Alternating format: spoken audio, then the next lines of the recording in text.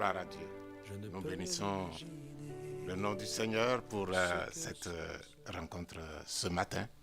Nous sommes heureux d'être encore ensemble pour quelques instants, quelques dizaines de minutes, autour de la parole de Dieu pour méditer, pour écouter de la part du Seigneur des conseils qui peuvent nous fortifier, qui peuvent nous éclairer et nous donner de mieux marcher avec le Seigneur.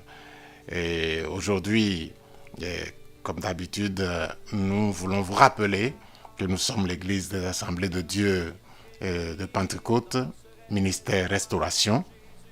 Nous sommes basés à Porto Alegre, à l'avenue Farrapos, au numéro 312. Notre président a pour nom le pasteur Humberto Schmidt Vieira.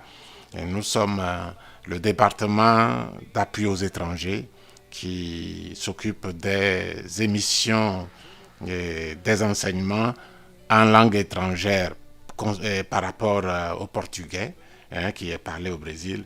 Et donc, nous vous souhaitons la bienvenue et je voudrais, avant de continuer, prier le Seigneur.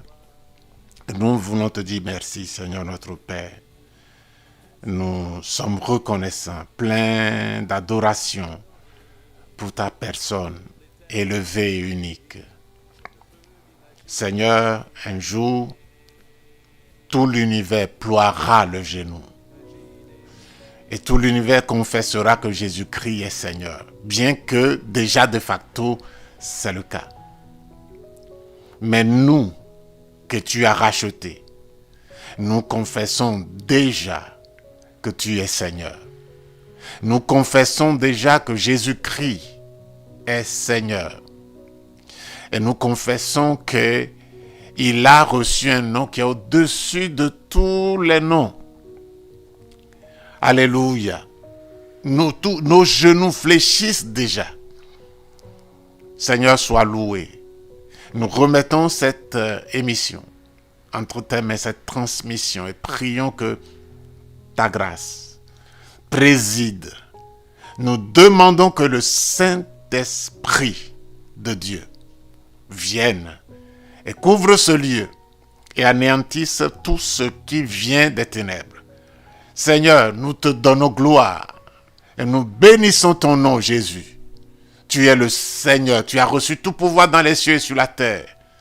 Et nous fléchissons nos genoux, non seulement nos genoux, mais nos cœurs, devant toi te reconnaissant comme le Fils de Dieu, le Seigneur ressuscité, le vainqueur. Béni sois-tu, béni tes enfants ce matin et tous ceux qui seront maintenant ou après, Seigneur, à suivre ces enseignements.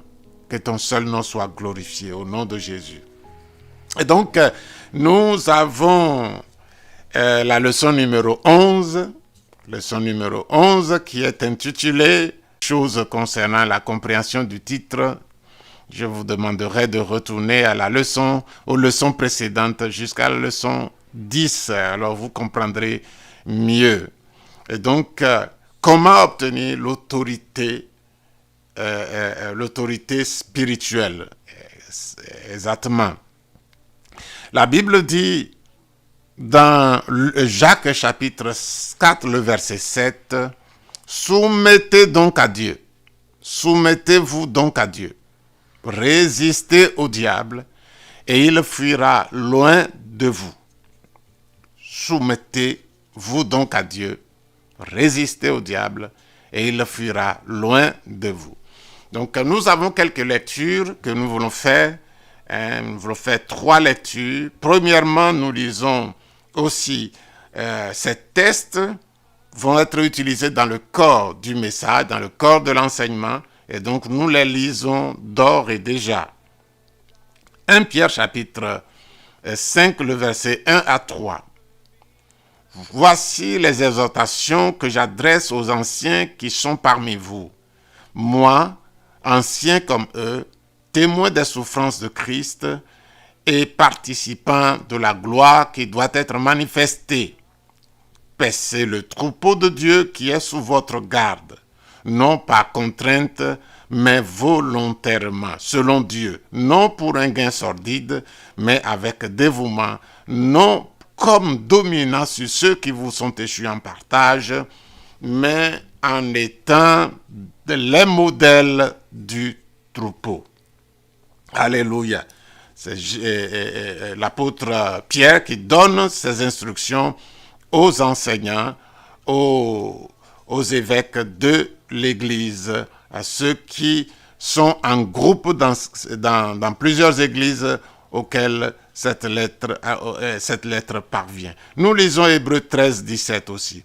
Obéissez à vos conducteurs et ayez pour eux de la déférence, car ils veillent sur vos âmes comme devant en rendre compte, qu'il en soit ainsi, afin qu'ils le fassent avec joie et non en gémissant, ce qui ne vous serait d'aucun avantage.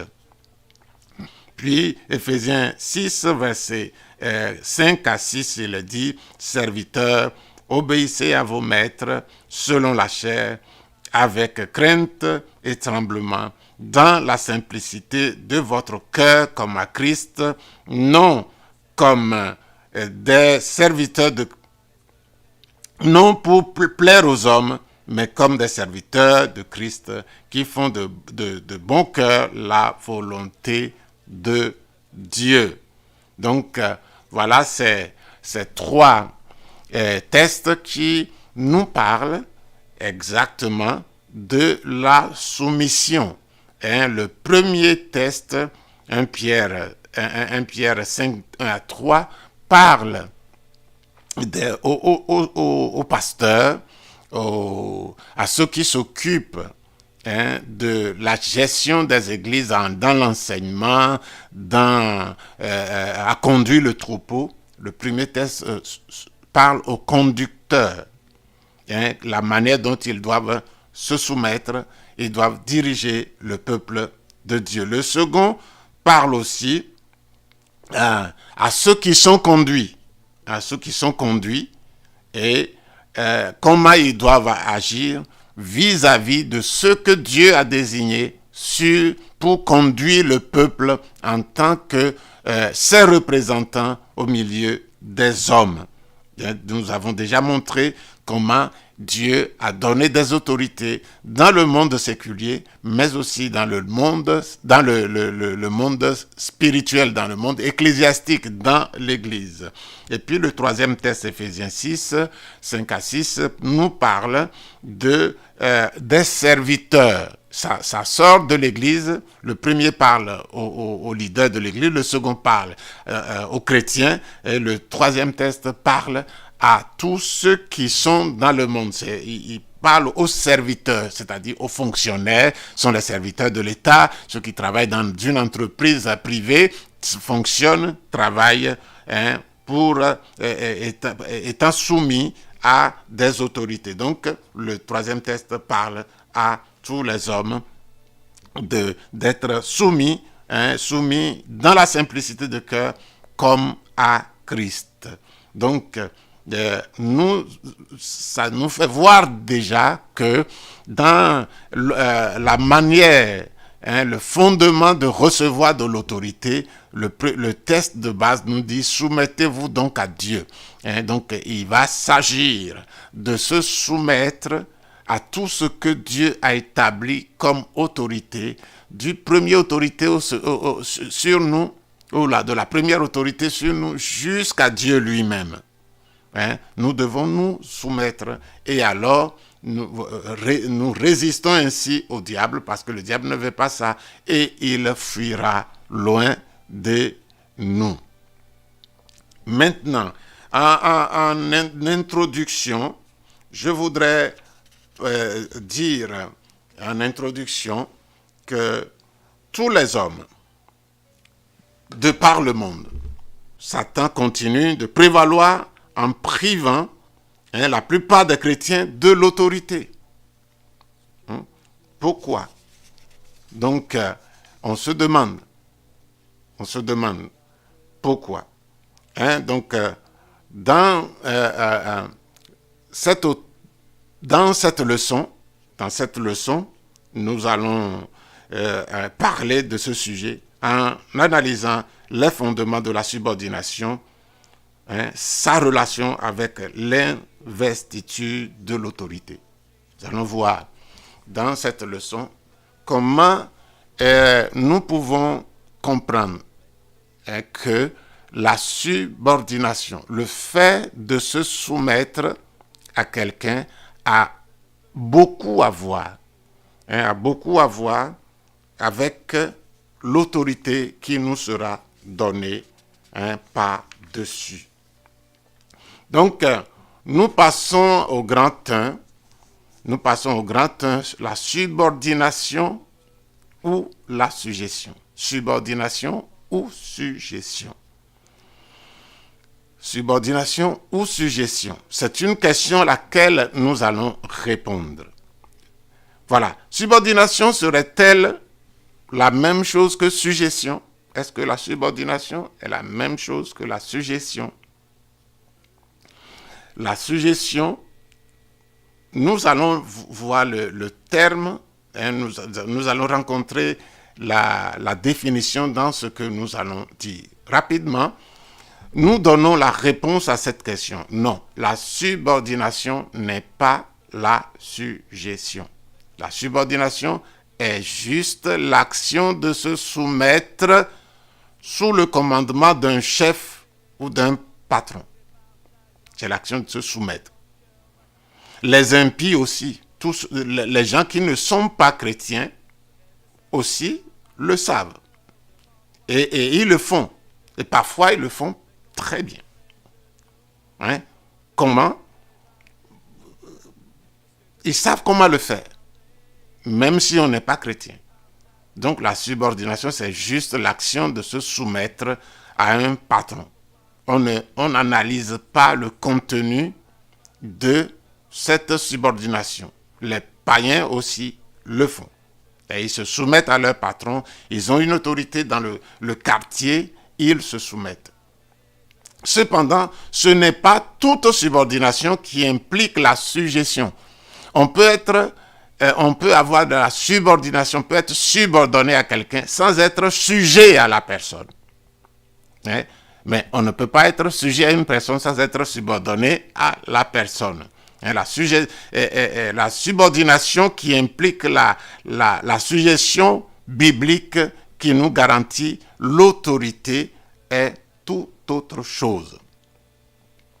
Alors, voyons de près les fondements de la subordination et lesquels d'entre eux, ces fondements, représentent la sujétion qui génère l'autorité. Dans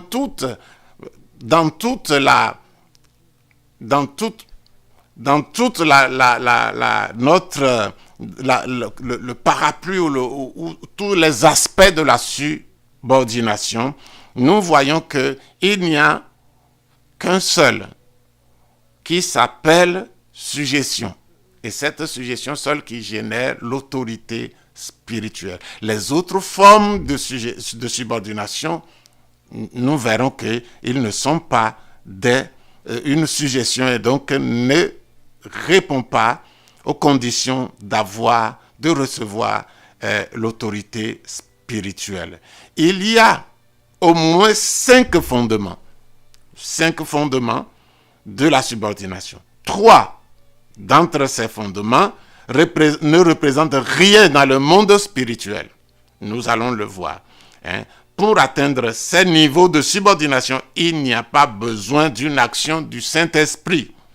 Parce que ce n'est que une subordination de l'homme à l'homme. Les deux autres subordinations, en revanche, ensemble, génèrent l'autorité spirituelle parce qu'ils caractérisent la sujétion exigée par Dieu. La sujétion exigée par Dieu, en sorte que l'investiture de l'autorité déléguée puisse être accordée. Ces 2 types de sujétion, si on y entre, alors nous ouvrons la porte à l'investiture de l'autorité déléguée qui nous sera accordé. Pour atteindre ces fondements de la subordination qui génèrent la suggestion qui plaît à Dieu, l'action du Saint-Esprit est nécessaire parce qu'elle n'est pas inhérente à l'homme. Ce type de suggestion, ce type de subordination que nous appelons suggestion, n'est pas dans l'homme même. Pour qu'un homme puisse l'avoir, il faut qu'il y ait une action du Saint-Esprit qui descende et qui travaille en lui. Donc, voilà le premier la clarification que nous devons comprendre. Donc, nous divisons l'ensemble du terme, de la définition ou de l'exposition concernant la subordination en deux groupes. Et il y a la subordination qui est commune à tous les hommes, qui est une caractéristique que tous les hommes peuvent développer, qui est dans l'homme. Mais il y a deux autres qui ne sont pas dans l'homme, qui sont celles qui confèrent l'autorité spirituelle déléguée et qui ne peuvent pas être trouvées dans l'homme, mais qui doivent venir du Saint-Esprit. Donc, premièrement, nous allons voir les fondements humains de la subordination, c'est-à-dire les trois aspects de la subordination que l'homme même peut produire. Les fondements humains de la subordination. Voilà. Donc, la domination, premièrement, nous verrons la domination ou l'imposition. Puis, après, nous verrons l'intérêt. Puis, la persuasion. Et dans la persuasion, nous verrons ce que signifie obéir par persuasion. Puis la persuasion ne doit pas conditionner l'obéissance. Et c'est le rôle du conducteur concernant les dirigés, le danger d'accepter l'obéissance seulement par persuasion. Et nous voyons quand la volonté de Dieu est acceptée et assimilée par le chrétien. Puis ensuite, enfin, nous verrons aussi l'obéissance dans le Seigneur. Voilà. Donc, premièrement, l'imposition, la domination ou l'imposition.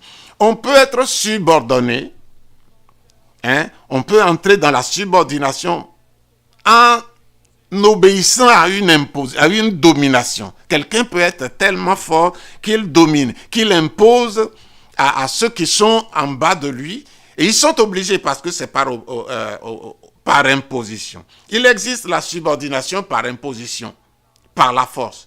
C'est la subordination habituelle qui se passe dans le monde séculier. C'est de cette subordination que Jésus a parlé quand il a parlé dans Luc chapitre 22, le verset 25 à 26, il dit ceci. Jésus leur dit, les rois des nations les maîtrisent et ceux qui les dominent sont appelés des bienfaiteurs.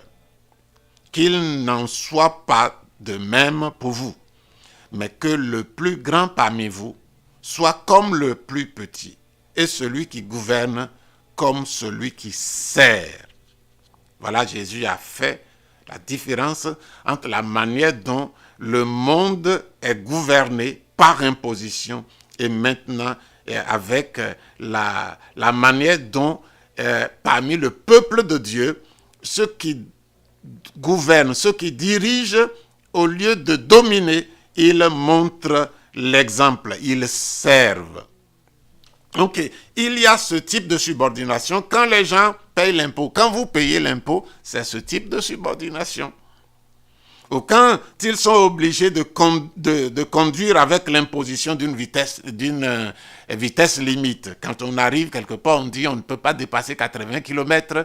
Alors, nous sommes déjà en train d'obéir à cette loi. Ou conduire avec les ceintures de sécurité attachées, nous sommes déjà en train d'obéir à cette subordination par imposition ou par domination.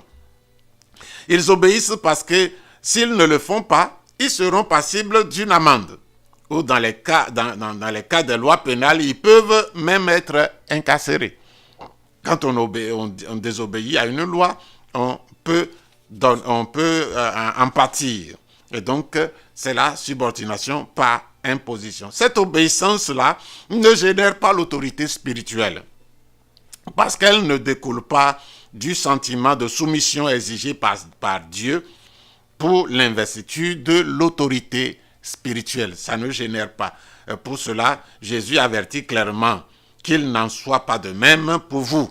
Ce n'est pas à ce type. C'est vrai que dans la vie commune, nous devons obéir. Mais nous devons aller au-delà de juste obéir à une instruction, sans que notre intérieur, cela ne vienne de notre intérieur, de notre désir réel d'obéir. Dans l'Église, ce n'est pas le leader lui-même qui doit imposer aux gens qu'il dirige, mais au contraire, c'est à ceux qu'il dirige de se soumettre.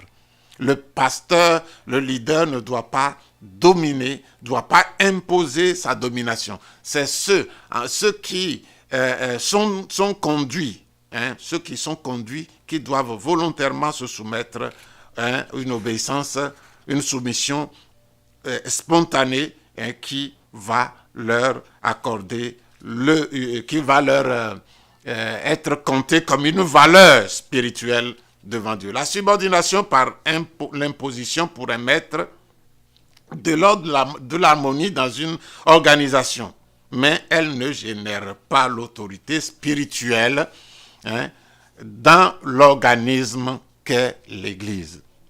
Par imposition, si un homme de Dieu, ou dit de Dieu,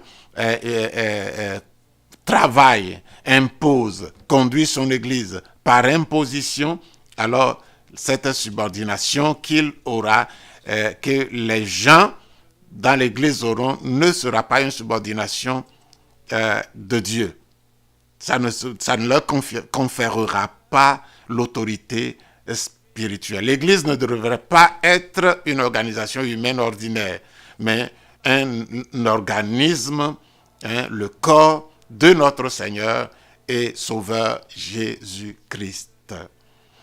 Gardant le même état d'esprit, l'apôtre Pierre avertit que le leadership dans l'Église ne doit pas être exercé par l'imposition ou par domination, mais à travers l'exemplarité du leader. Nous avons lu le passage au début où l'apôtre disait que nous ne devons pas imposer à l'Église, nous imposer à l'Église. Nous devons diriger de manière spirituelle à ce que les gens même sont conduits par le Saint-Esprit à se soumettre à Dieu, mais à se soumettre aussi au leader. En voyant l'exemple du leader dans la manière dont il se soumet lui-même à Dieu, l'Église va à son tour se soumettre à son leader et ce sera la source d'investiture de l'autorité spirituelle à ses membres. Premièrement au leader lui-même, puis aux membres. Si le leader, le pasteur, l'évangéliste, ou celui qui a la charge, ou ceux qui ont la charge de l'Église, ou du groupe d'hommes, ou de la dénomination, se soumettent eux-mêmes à Dieu, au travers de la parole. Ils craignent Dieu, ils se soumettent à Dieu, ils obéissent à la parole. Et tout ce que Dieu dit, ils le suivent. C'est clair et net que l'Église elle-même, les membres eux-mêmes vont se soumettre à ce leader. Et il n'y aura aucun empêchement parce qu'ils dirigeront par l'exemple. Ils se soumettront à Dieu, ils dirigeront l'Église qui leur est donnée en partage avec douceur, avec exemplarité, avec un cœur réellement soumis à Dieu. Ils verront le troupeau qui leur est confié comme la propriété de Dieu et non leur propriété. Et ils traiteront le peuple comme ils aimeraient ou ils auraient traité le Seigneur lui-même. Et ainsi, Dieu, voyant cela, va se réjouir et l'autorité spirituelle sera accordée à ce leader. L'autorité spirituelle va traverser, va couler au travers de ce leader pour atteindre les chrétiens eux-mêmes. Donc, à ce niveau, nous disons que diriger par domination ou par imposition n'apporte pas l'investiture de l'autorité spirituelle sur l'Église. Alors, un avertissement est lancé aux leaders, aux pasteurs qui dirigent les églises. Et nous sommes en train de voir clairement comment nous pouvons avoir de l'autorité spirituelle. L'autorité spirituelle ne se gagne pas au travers de la voix, au travers de la manière dont on crie, au travers de la manière dont on est brutal, au travers de la manière dont on utilise la force, au travers de la manière dont on subjugue l'Église. L'autorité spirituelle vient sur nous et sur le peuple qu'on conduit quand nous sommes nous-mêmes soumis à Dieu, soumis à la parole de Dieu, et nous ne voulons pas dire à l'Église, allez et faites seulement, mais nous voulons montrer l'exemple en amour, en conduite, en parole, en œuvre. Et toutes ces choses-là, nous voulons les faire à la lumière de la parole de Dieu. Et alors, Dieu se réjouira et l'autorité nous sera confié, délégué, parce qu'il trouvera que celui-là est digne de confiance. Cette église est digne de confiance parce que ils ont vu que leur pasteur obéit, leur leader obéit, et ils font la même chose. C'est vrai qu'il y a des gens, quand on leur donne des exemples, ils ne se soumettent pas à cet exemple, mais cette église se soumet à l'exemple de son pasteur et plaît à Dieu. Alors Dieu libérera l'autorité spirituelle. Le deuxième facteur, le deuxième aspect de la subordination, qui ne génère pas l'autorité spirituelle, c'est l'intérêt. L'intérêt. Le deuxième fondement de la subordination naturelle qui n'est pas spirituelle est l'intérêt. L'employé, par exemple, ne se soumet pas à son patron par imposition. Ce n'est pas par imposition, étant donné qu'il pourrait quitter son travail à tout moment. Son patron ne lui impose pas. À la différence du citoyen qui obéit au roi par imposition, ne pouvant pas changer de sa nationalité, l'employé, lui, pourrait se chercher un autre emploi. Donc, ce n'est pas l'imposition. Le patron ne lui impose pas d'être là.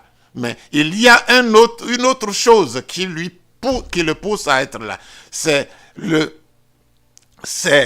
ce que nous avons appelé l'intérêt. Donc, qu'est-ce qui produit la subordination de l'employé vis-à-vis de son patron? C'est l'intérêt qu'il a dans le salaire et les avantages qui découlent de son contrat de travail, tels que les promotions, les augmentations de salaire, etc.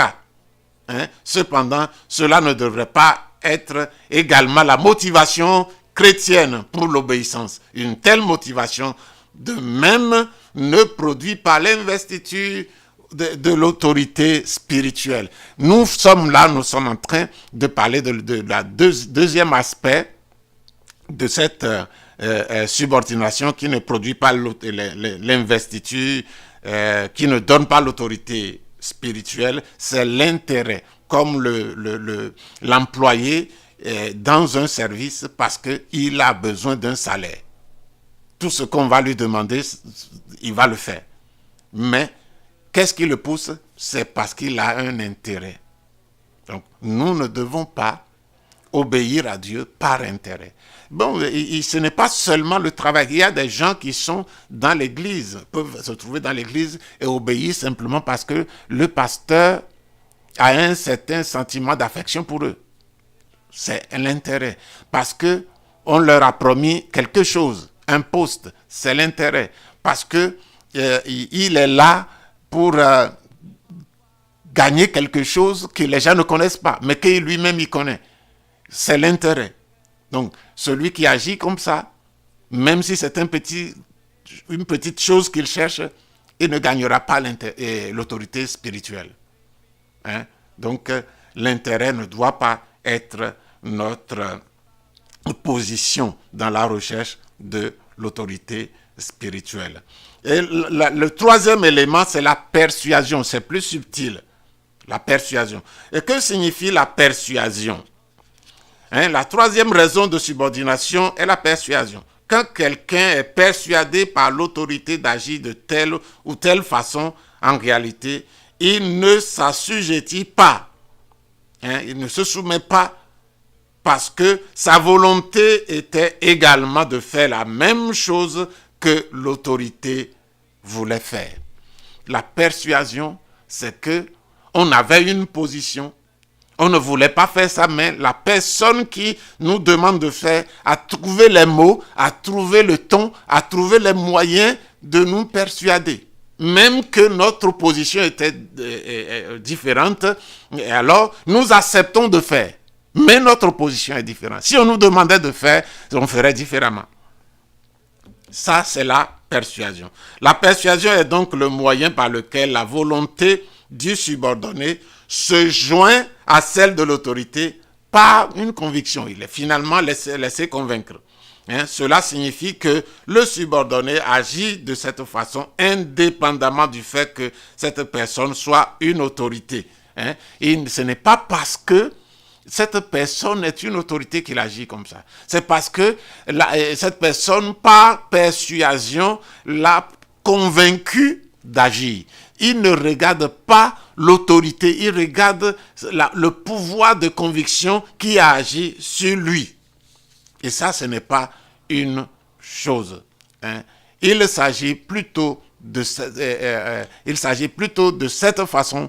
Il agit plutôt de cette façon parce qu'il pense aussi que c'est la façon dont les choses doivent être faites.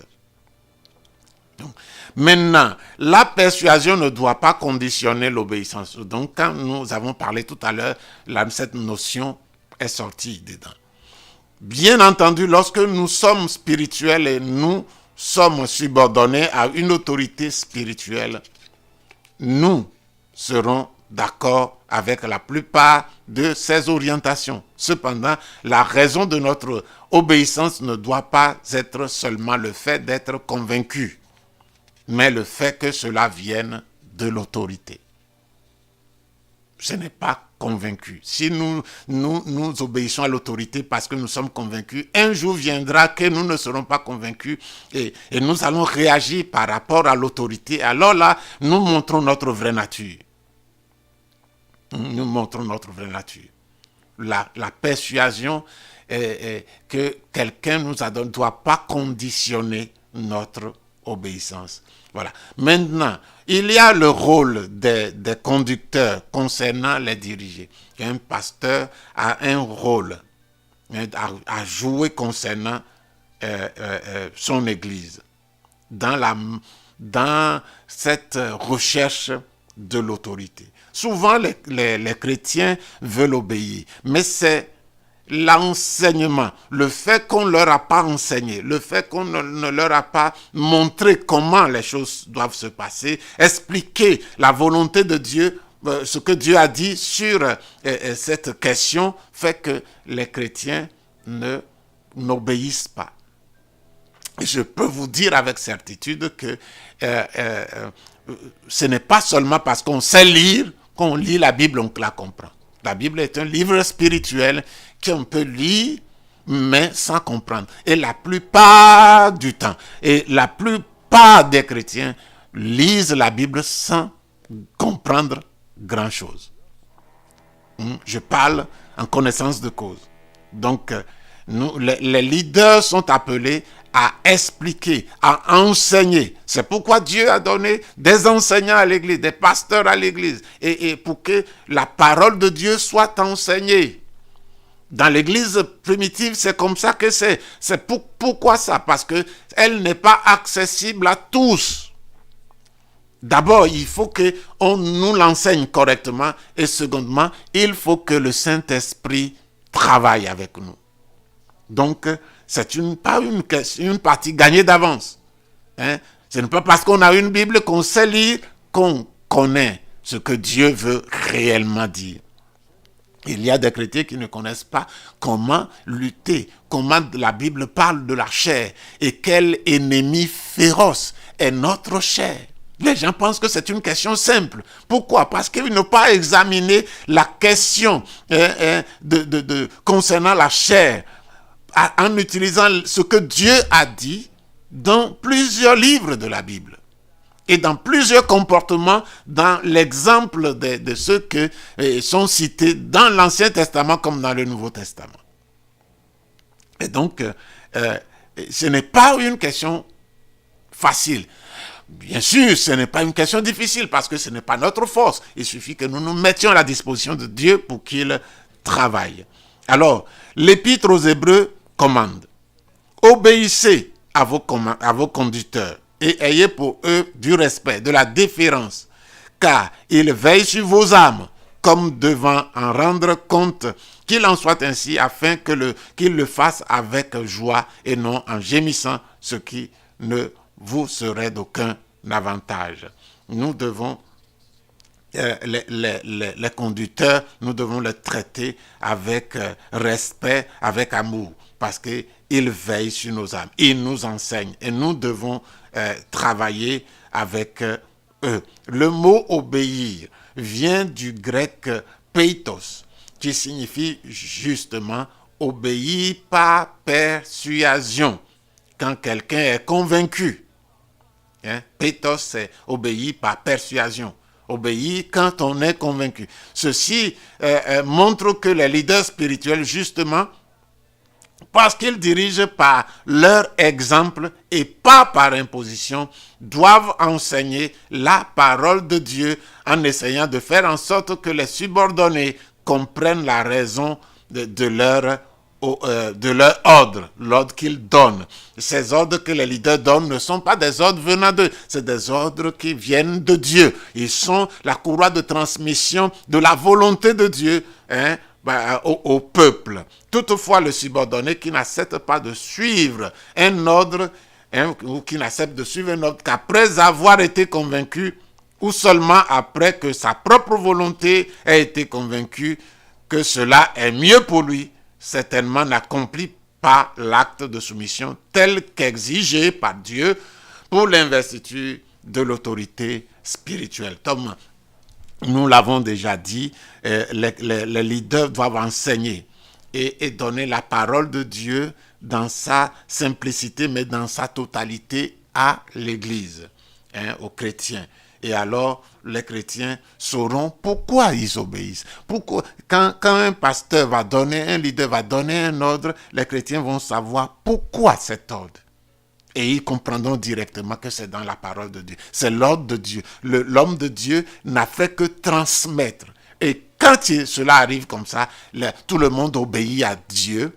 Ce n'est pas comme au leader. Et même en obéissant à Dieu, on obéit directement au leader. Parce que le leader ne forme pas son commandement sur lui-même, sur rien en lui, mais sur totalement la parole de Dieu auquel lui-même il est soumis.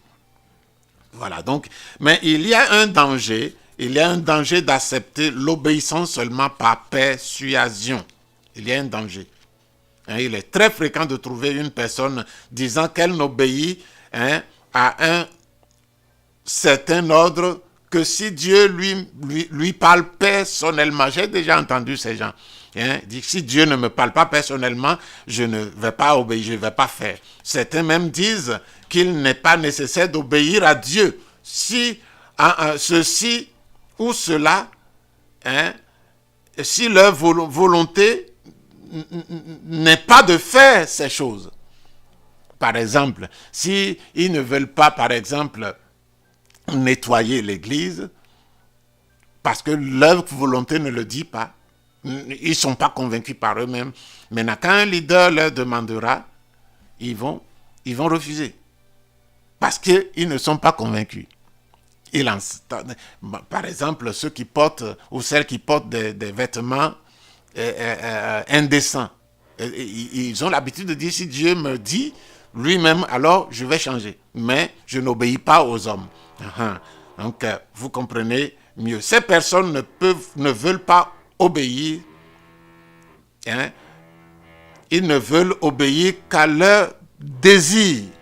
Quand ils sont convaincus de faire ce que Dieu ou les autorités spirituelles commandent. C'est quand eux-mêmes ils sont convaincus. S'ils ne sont pas convaincus, ils ne font pas. Ce n'est pas la suggestion, mais l'imposition de leur propre volonté. Ce n'est pas la suggestion. Le mot, ce n'est pas suggestion, mais c'est suggestion. Si la parole de Dieu nous ordonne de faire quelque chose, nous devons obéir. Non parce que nous voulons ou que nous pensons que c'est la meilleure chose à faire, mais tout simplement parce que c'est écrit. Tout ce qui est écrit, nous devons y obéir, chers frères. Si nous avons la volonté de faire, ou si nous avons un sentiment intérieur de le faire, cela serait meilleur. Cependant, même si nous n'avons pas la volonté, ou si nous n'en sommes pas convaincus, nous devrions obéir à Dieu et aux autorités déléguées par lui, si nous voulons avoir l'autorité spirituelle. C'est là que il y a une petite montagne à dépasser. Quand une église dépasse cette montagne, il est rentré dans la prairie de l'autorité spirituelle. Quand un leader se soumet à Dieu et qu'il a fait sortir de sa vie toute domination, toute inclination à dominer, à mettre son autorité personnelle sur les gens, quand un leader a vaincu ça et se soumet à Dieu, obéit à Dieu, ne fait que transporter la parole de Dieu, les ordres de Dieu, humblement à son peuple, et se met lui-même à donner l'exemple, l'autorité spirituelle sera conquise par cette église-là. Donc, nous comprenons pourquoi il y a le danger de la domination, il y a le danger de l'intérêt, il y a le danger de la persuasion. Quand ces choses travaillent dans nos vies, c'est que nous n'avons pas compris comment Dieu veut que nous conduisons. Dieu veut que nous nous conduisons, et Dieu veut que nous conduisions les autres. Quand la volonté de Dieu est acceptée et assimilée par le chrétien, quand la volonté de Dieu est acceptée et assimilée par le chrétien, qu'est-ce qui se passe? Bien sûr, avec la domination de Dieu sur nos vies, Dieu sanctifiera nos sentiments et ce qui était difficile deviendra un plaisir. Dans 1 Timothée chapitre 6, verset 6, la Bible dit « C'est en effet une grande source de gain et de piété avec le contentement. » Quand nous acceptons la volonté de Dieu, ça crée une joie, ça crée un contentement en nous. Pourquoi? Parce que nous disons, oui, Dieu le veut et je le veux aussi. Je me suis soumis sans aucune restriction. Ma volonté s'est soumise à la volonté de Dieu. Jésus, comme nous l'avons dit l'autre fois, avait une volonté. En tant qu'homme, il avait une volonté. Il ne voulait pas aller à la croix. Il a prié, mais il était soumis. Puis après, il s'est libéré de sa volonté et a suivi la volonté de Dieu. Toutefois, pas ce que je veux, mais ce que tu veux, a-t-il déclaré. L'obéissance dans le Seigneur nous est demandée L'obéissance dans le Seigneur est demandée aux chrétiens. Nous rappelons que nous devons obéir aux autorités dans le Seigneur. En fait, cela est marqué dans 1 Thessaloniciens chapitre 5, le verset 12. En fait, toute obéissance doit être fondée sur la sainte parole de Dieu. Même les prophéties doivent être jugées en fonction de la parole de Dieu. Par exemple, nous n'obéirons pas à un ordre qui attenterait ou qui porterait atteinte à notre intégrité physique. Non, morale ou spirituelle, parce que la parole de Dieu ne nous soutiendrait pas dans cette attitude. Cependant, sans s'opposer à la parole de Dieu, l'autorité doit être obéie, même si nous ne sommes pas convaincus. Ça doit être dans notre habitude.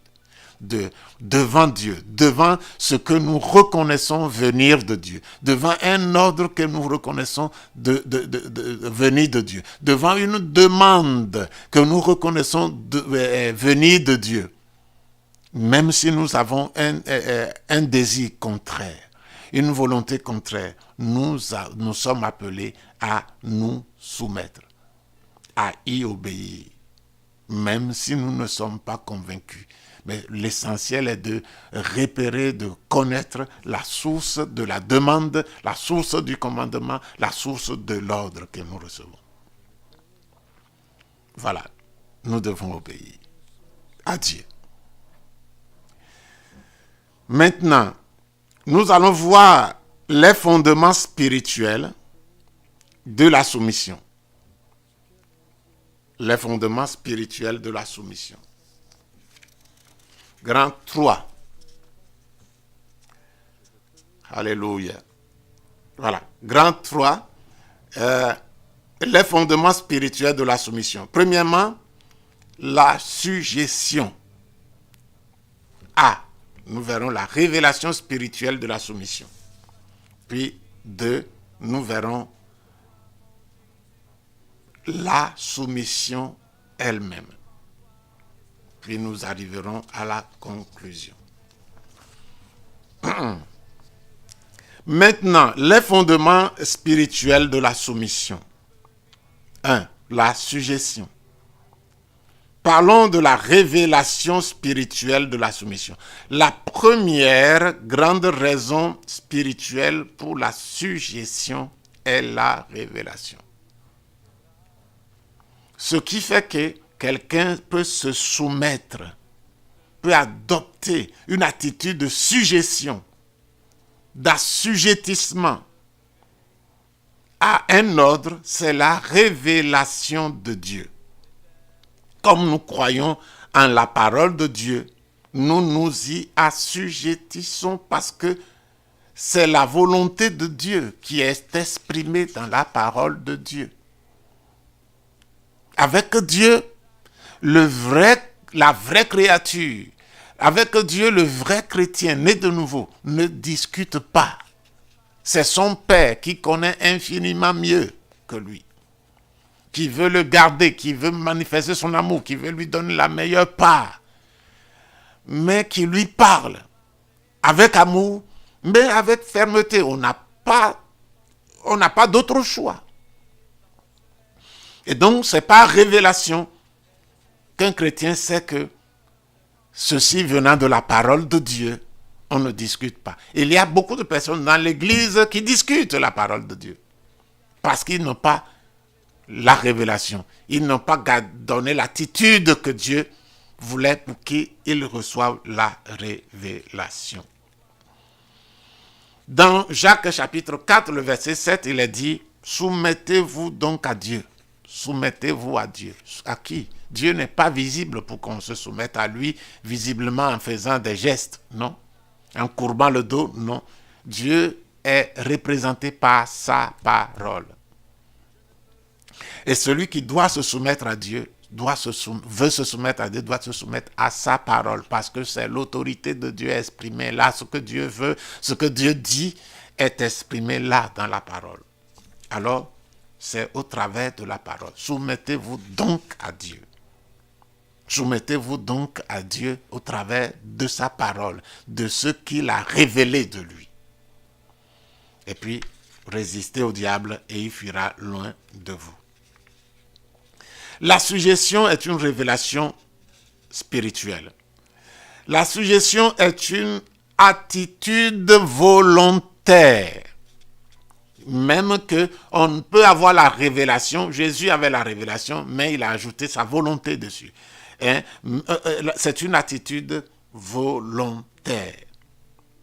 Dans 1 Pierre chapitre 2, le verset 13 à 20, nous le lirons.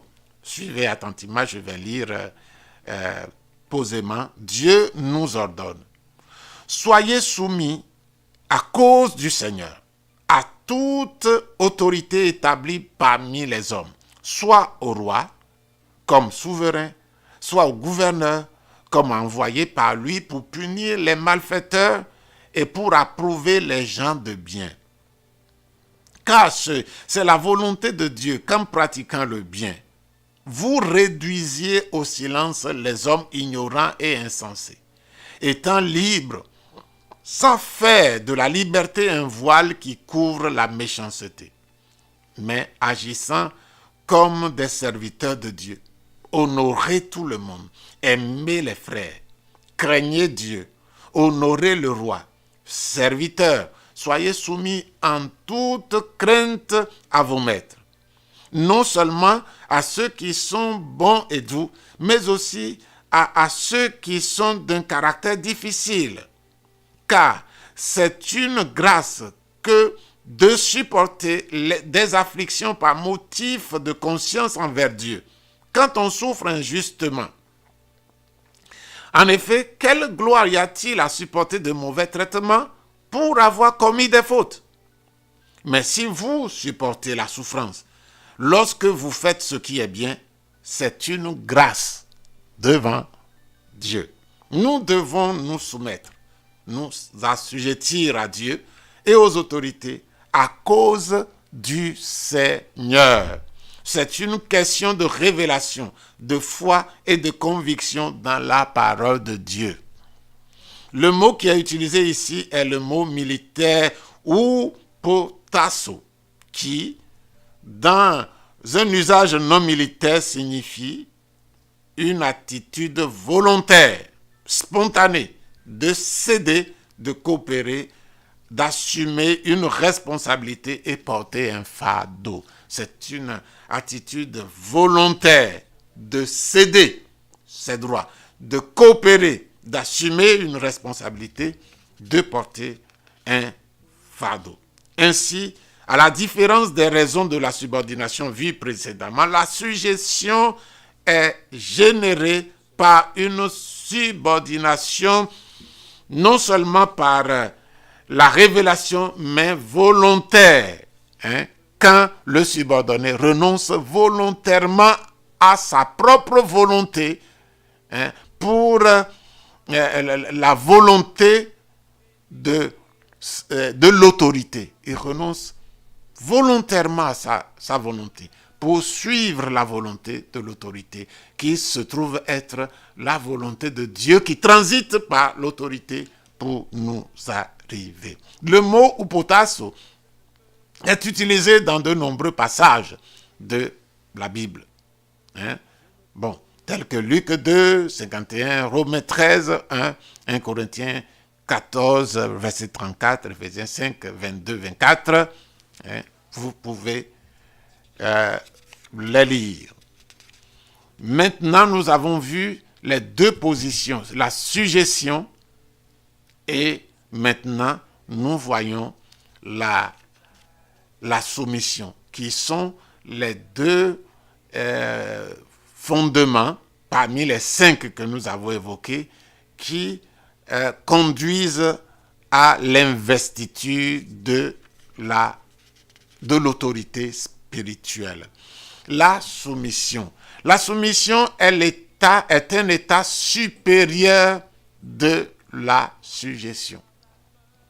Quand nous nous assujettissons, nous prenons une décision d'obéir volontairement.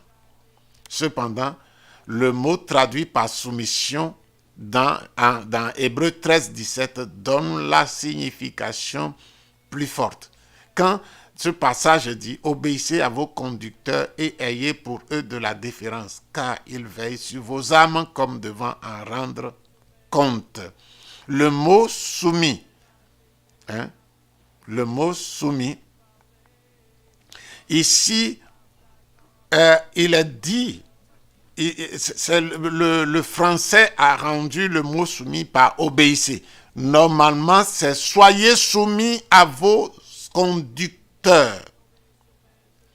Le mot « soumis » souligné ici traduit le mot grec « oupeiko », signifiant « ne plus résister », à s'abandonner, se rendre. Quand un militaire sur le champ de bataille est conquis, il se rend. Il se rend. Il abandonne le combat. Il ne résiste plus. Ne résiste plus. De la même manière qu'un prisonnier de guerre, comme je viens de le dire, agit. Il ne résiste plus. Il abandonne. Il se rend, levant les mains ou agissant un mouchoir blanc. Ainsi, aussi longtemps que l'autorité n'abandonne pas sa fonction d'autorité, ce qui arrive seulement quand elle s'oppose directement à Dieu, nous devons, par un état d'esprit appelé soumission, être assujettis à ses décisions dans le domaine concerné de son autorité. Nous disons ici que l'autorité n'est pas l'autorité spirituelle est reçue seulement de deux manières, par la suggestion ou par la soumission. La suggestion, c'est quand quelqu'un arrive à trouver que c'est Dieu qui parle à travers lui. Il a sa volonté et il décide de se soumettre. C'est déjà une suggestion qui génère l'autorité. La soumission, c'est un état de suggestion plus avancé encore.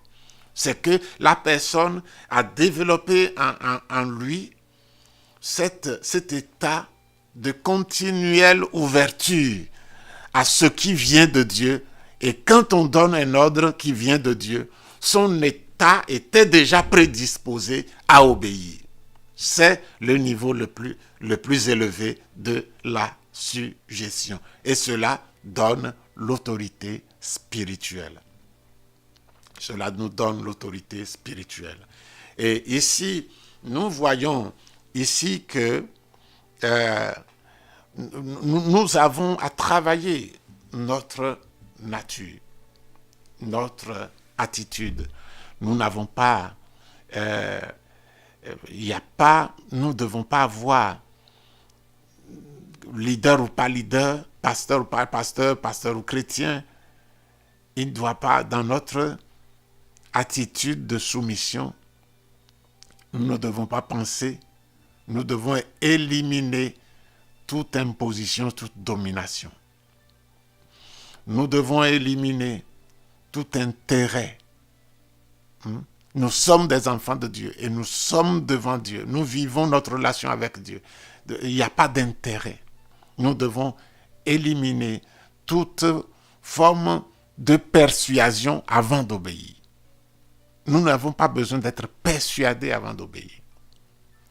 Donc, c'est les trois choses que nous devons éliminer. Maintenant, quand nous avons éliminé ces choses, nous tombons dans le domaine que maintenant nous pouvons recevoir l'autorité spirituelle, soit par la suggestion, en examinant continuellement si un ordre vient de Dieu, et puis nous nous soumettons, même que nous avons autre chose dans le cœur. Nous allons avoir, parce que Dieu a dit ça, nous allons avoir l'autorité spirituelle. Mais il y a un état plus élevé. C'est la soumission. Vivre dans une attitude de soumission continuelle à Dieu.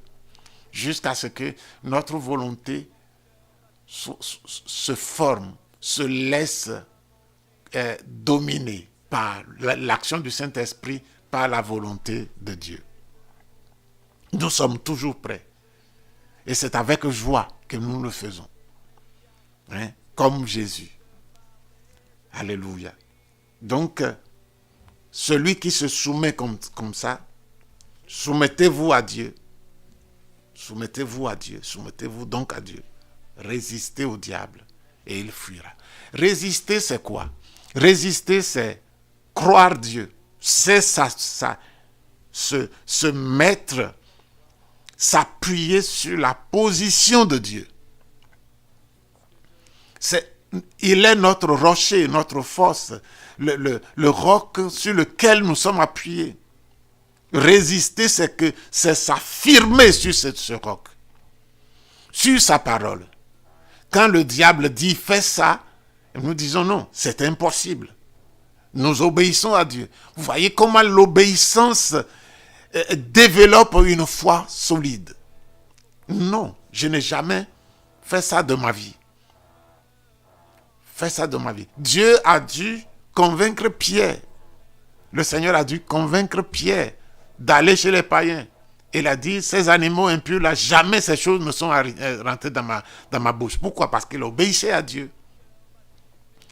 Mais comme il s'agit de passer d'une dispensation à une autre, le Seigneur lui a montré que maintenant, ce n'est plus impur. Tu peux manger. Tu peux manger. Et donc, Pierre s'est levé, il a obéi. Et il a fait ce que Dieu voulait lui faire faire. Et donc, l'obéissance c'est se mettre sur la position de Dieu. Je veux dire une chose qui me vient à cœur tout de suite. Qui m'est venue à cœur. C'est quoi? Résister au diable, c'est pas crier sur le diable. C'est pas dire sors d'ici. C'est pas dire lâche-moi. C'est pas dire non.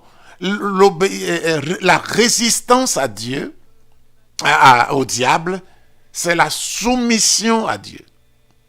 Et la soumission à Dieu veut dire que nous restons unis à la position de Dieu. À la position de Dieu. J'ai suivi un film, une petite vidéo des animaux sauvages. Généralement, même les lions ont peur des animaux qui sont debout comme ça, des animaux plus comme le buffle, comme les zèbres, qui sont debout et fermes, qui regardent tout droit devant eux. J'ai vu un lion reculer devant un zèbre qui était resté là, à regarder. Il a couru et puis il a freiné. Et il a reculé. Pourquoi? Parce que ce zèbre s'est affirmé. Il a pris une position. On ne sait pas ce qui l'a motivé. Mais nous savons ce qui nous motive. C'est parce que nous savons que ce que le diable amène, c'est du mensonge. À 100%, je sais que c'est du mensonge. Dieu est la vérité. La parole de Dieu est la vérité. Et je m'appuie sur la vérité. Il peut tirer sur mes pensées. Mais je dis non, je ne reçois pas ça. C'est le bouclier, j'utilise le bouclier de la foi dans la parole de Dieu. Nous résistons. Soumettez-vous à Dieu et résistez. Résister, c'est quand on est soumis à Dieu, nous avons une position de résistance. Alors nous pouvons nous affirmer et nous pouvons dire, quand il dit, il faut mentir. La Bible dit, vous ne mentirez pas. Ne mentez pas les uns aux autres. Et donc, c'est sur ce roc que je suis appuyé. Je ne mentirai pas. Je ne volerai pas parce que mon Dieu a dit tu ne voleras pas. L'occasion a pu être bien préparée pour que les traces du vol disparaissent et le produit du vol tentant. Mais je dis non, mon Dieu a dit je ne volerai pas. Satan dit vole. Je dis c'est écrit que tu ne voleras pas. C'est comme ça que nous résistons au diable. Et quand il dit ça, il trouve que nous sommes fermes, appuyés, soumis à Dieu. Il n'a qu'une seule option. Fuir. Fuir. Voilà, donc nous sommes arrivés à la fin de notre leçon. Nous allons passer à la conclusion. La conclusion maintenant. Voilà. Gloire à Dieu.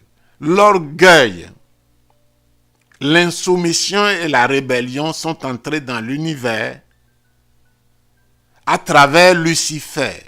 Ce chérubin, après avoir été dépouillé de son éclat ou son état d'origine, a inséré dans le cœur d'Ève et ensuite dans celui d'Adam les mêmes principes, et à travers nos premiers ancêtres, le trio orgueil, insoumission et rébellion est entré dans l'humanité.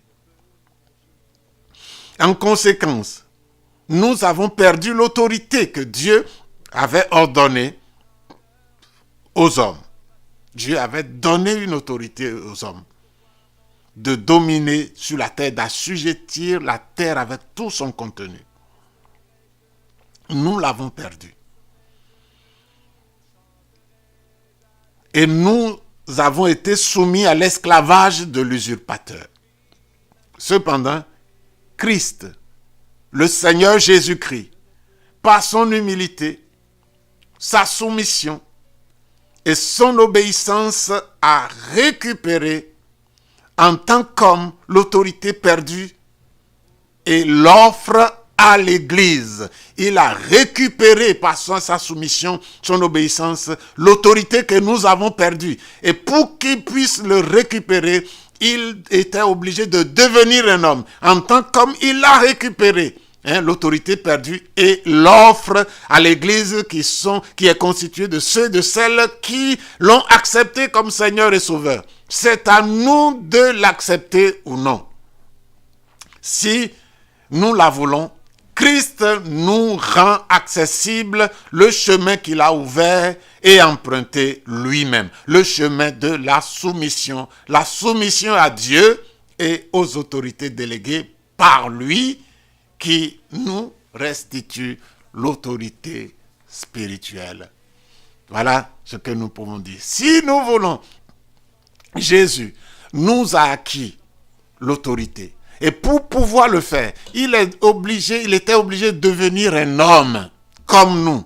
Et c'est en tant qu'homme représentant la race humaine qu'il a attaqué le diable. Et comment il a attaqué? Il s'est soumis à Dieu, à son Père, en toutes choses. Il s'est soumis depuis son enfance.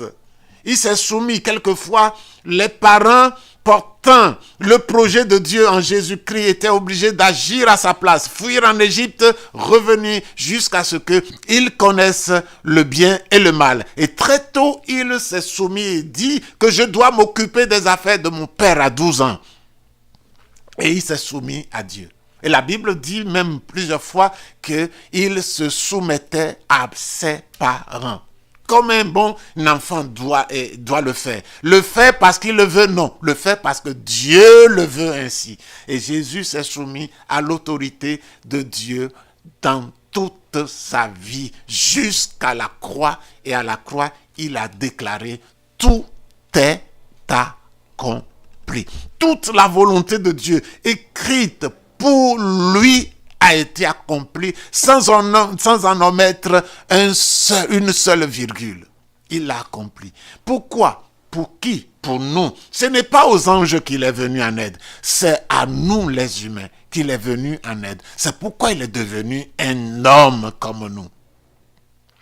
Afin de réduire à néant celui qui nous a volé et de récupérer en tant qu'homme ce qui nous a été volé. Le premier Adam a été volé et le second Adam est allé chercher ce qui a été volé et l'a ramené. Et maintenant, ceux qui obéissent à Dieu au travers de Jésus reçoivent l'autorité. Et le chemin d'obéissance à Jésus est le même que lui-même l'a tracé vis-à-vis de Dieu.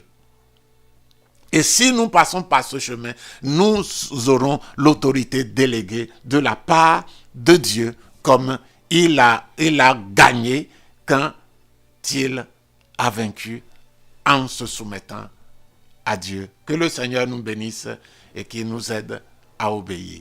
Notre Seigneur et notre Dieu, tu es celui qui nous a montré le chemin de la soumission. Seigneur, en tant que personne, je veux me soumettre en toutes choses et obéir. Je prie pour mes frères, pour mes sœurs, que tu nous aides. Seigneur, je ne crois pas, premièrement, pas que c'est en vue de l'autorité, de recevoir l'autorité, que nous devons nous soumettre à toi. Nous devons t'obéir. Nous devons premièrement t'obéir parce que tu es notre Père, parce que nous as aimés, parce que tu nous veux du bien et tu es venu là où nous étions morts. Tu as payé le prix pour nous ramener à toi. C'est pour cela que nous voulons nous soumettre, parce qu'il n'y a pas meilleur que toi, Seigneur. Oui, l'autorité nous vient, Seigneur, quand nous obéissons. Et si elle nous est venue, c'est pour mieux le faire, pour nous jeter davantage dans tes bras. Et ne pas permettre que ton ennemi, le diable, c'est ton premier, c'est premièrement ton ennemi avant d'être nos ennemis. Il s'en prend à nous, à ton église, parce qu'il te hait. Il s'est juré que tout ce qui te plaît, il va le gâter. Et l'église te plaît. Tu as donné ton sang pour l'église. Tu as donné ta vie pour l'église. Alors il s'en prend à l'église à cause de ça. Mais nous voulons t'aimer. Et faire de notre soumission, la soumission, l'obéissance à Dieu, notre nourriture. Aide-nous, Seigneur. Nous te bénissons, nous te glorifions. Jésus, nous t'adorons, nous aimons ton nom et nous voulons rester avec toi. Apprends-nous, Saint-Esprit, à obéir. S'il y a des zones d'ombre dans le cœur de quelqu'un par rapport à l'obéissance à Dieu et non aux hommes, Seigneur, Saint-Esprit, éclaire cette personne, éclaire-nous et conduis-nous à cette belle et merveilleuse attitude qu'est la soumission. Sois loué, sois remercié, au nom de Jésus. Amen. Que le Seigneur vous bénisse.